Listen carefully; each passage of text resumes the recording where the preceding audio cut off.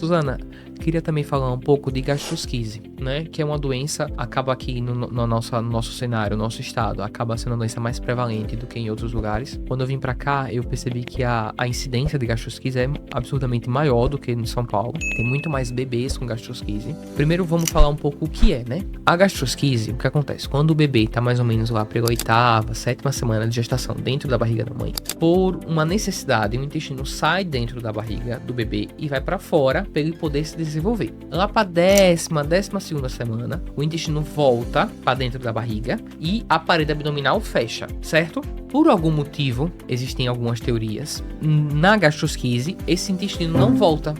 Então fica o intestino para fora e a parede abdominal fica aberta, certo? E existem alguns cuidados que a gente tem que ter no pós-operatório dessas crianças. A coisa mais importante é o quê? Durante o pré-natal, o ultrassonografista, o obstetra, avisar a mãe, olha, o bebê tem gastrosquise. É uma doença que vai precisar de cirurgia logo quando o bebê nasce e é de extrema importância que esse bebê nasça em um centro especializado, com cirurgião pediátrico e com UTI neonatal, para poder resolver, para poder operar assim que o bebê nasça e para poder fazer o cuidado pós-operatório. É um bebê que vai ter uma evolução muito lenta. Por quê? Porque logo depois que a gente nasce, a gente coloca o intestino no lugar e esse intestino ele vai ter que se readaptar. E essa readaptação demora de 15 até 21 dias.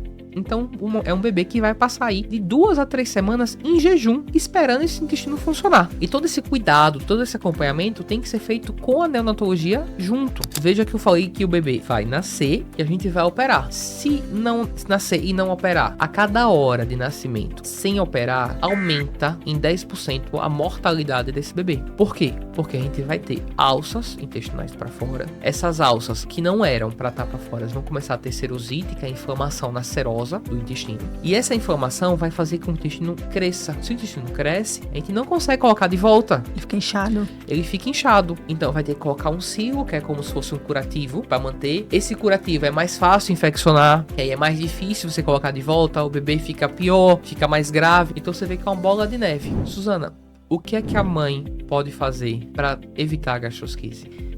José, tem nada cientificamente comprovado de que alguma causa externa de que pode vir a causar gastrosquise. Normalmente essa gastrosquise é falha mesmo do fechamento dessa parede abdominal, né? E o que a mãe pode fazer é orientar essa mãe durante o pré-natal a que essa criança já nasça num centro especializado para evitar toda essa mortalidade, né? E assim que ela já opera, lembra que esse bebê ele vai para a UTI neonatal e na UTI neonatal a gente tem que lembrar que esse bebê tem dor, então é um bebê que vai ficar sedado durante muito tempo, como quase sob efeito de anestesia geral a gente fala, durante um período. É um bebê que não vai respirar sozinho, porque a gente dá medicações para dor, para sedação, então esse bebê vai dormir e ficar ventilado, entubado, com ventilação mecânica durante todo esse período de sedação mais forte, para ele não sentir dor, período de jejum prolongado, como você falou, e a gente vai nutrir esse bebê através da veia. Então é uma nutrição parenteral que a gente faz nesse bebê, durante um período também prolongado. Então a mãe também tem que lembrar que é uma internação prolongada, gastrosquise, não são internações curtas. A gente precisa muito do apoio da psicologia, porque por mais que seja orientado no pré-natal, quando a mãe vê o seu bebê é impactante, eu sempre falo que tanto para mãe de bebê prematuro de patologias cirúrgicas, seja elas de cardiopatias ou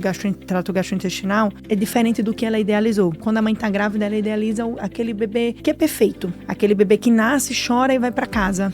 Mas a gente precisa, junto com a equipe de psicologia, não é desfazer a ideia do bebê perfeito, é a gente readaptar, dizer pra mãe o que é que mudou desse momento pra diminuir a ansiedade dela, né? E voltando pro tratamento do bebê, eu acho que é um beira-leito que a gente fala, né? Ficar ali no dia a dia, junto com a equipe de cirurgia, e a gente vai vendo. Então, o bebê que é sedado, ventilado, em jejum, ele fica com a sondinha pela boca. Essa sonda que fica na boca fica drenando secreção, que vai esvaziando aquele conteúdo que vem da barriguinha dele que tá parada. A barriga ainda não funciona, como o José acabou de falar. E, às vezes, como tem muita sedação, ele também tem uma sonda urinária, que a gente quantifica a diurese desse bebê, né? quando fecha a parede abdominal, e o apoio da equipe multidisciplinar, né? A equipe de enfermagem e de físio que fica ali com a gente no beira-leito no dia a dia. É importante lembrar que mesmo que a gente faça a cirurgia, é um bebê que vai ter uma colocação do intestino um pouco diferente do normal. Então, um bebê que, depois que tem a alta da UTI NEL, alta para casa, ele tem que fazer o acompanhamento com a pediatria, com a cirurgia,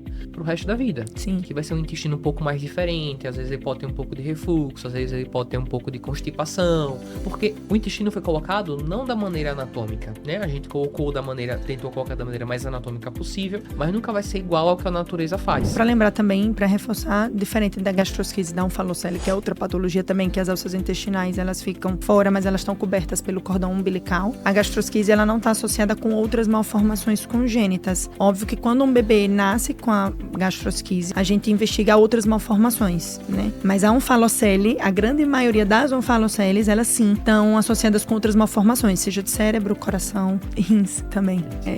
Uma pergunta que sempre vem pra gente, tanto da mãe quanto do obstetra, é: o paciente tem gastrosquise, vale a pena adiantar o parto para operar? Não, pra gente, neonatologista, quanto mais próximo do termo ou depois do termo, que seria aqui ali entre 37 e 40 semanas de idade gestacional, é melhor, porque a gente vai lidar só com a patologia da gastrosquise, a gente não precisa lidar com a patologia gastrosquise e prematuridade. Então, a gastrosquise por si só, o bebê estando bem e a mãe estando bem, não tem por que adiantar esse parto. Perfeito. Cirúrgica também não existem indicações de adiantar o parto. E vai aumentar a inflamação da alça. O aumento da inflamação é irrisório em comparação à prematuridade. Exatamente. Então, quanto mais tempo a gente conseguir segurar esse parto, melhor para o bebê, melhor para a mãe, melhor para o pós-operatório. Fica tudo um pouco mais maduro pra gente conseguir tratar depois. O que a doutora falou é que, assim, existe a gastrosquise e existe a onfalocele. Por mais que muita gente fale dos dois juntos, são duas doenças completamente diferentes. E as causas são completamente diferentes. E as evoluções também são completamente diferentes. A onfalocele, ela é problema de linha média.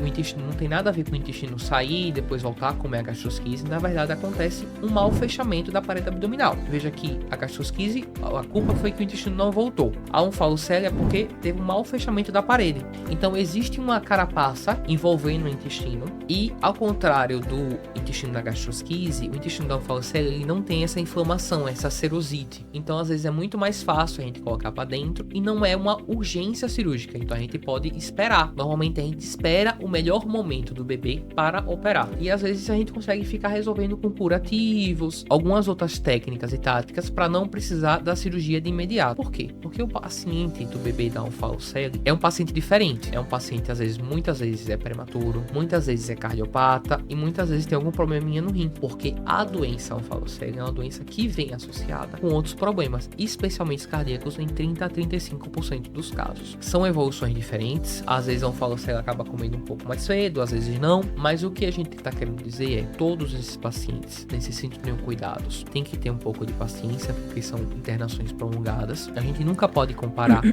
meu avô ficou na UTI 3 dias, por que é que meu bebê está na UTI 3 meses? São doenças diferentes, são seres humanos, é tudo diferente, não dá para comparar. As cirurgias não dão para comparar, a evolução não dá para comparar. A ideia daqui de hoje é tentar avisar, tentar alertar, tentar mostrar às mães do porquê o prematuro é uma criança, um ser especial, porquê precisa de um cuidado especial e porquê demora tanto, porque a criança está crescendo, a criança está se desenvolvendo e, infelizmente, além desse desenvolvimento, existe uma intercorrência que a gente também tem que lidar com essa intercorrência, seja a gastrosquise, seja a onfalocele, ou seja alguma doença clínica por uma infecção. Se vocês tiverem alguma outra dúvida sobre prematuridade, sobre gastrosquise, onfalocele, e que deixarem aqui no comentário pra gente responder depois, a gente marca outro dia, né, Suzana, pra responder. Se vocês tiverem alguma outra sugestão de vídeo também, pode deixar aqui com a gente. E do mais, eu quero agradecer essa participação mais do que especial aqui hoje. Suzana, obrigada, muito obrigado. José, obrigada, foi um prazer, até a próxima.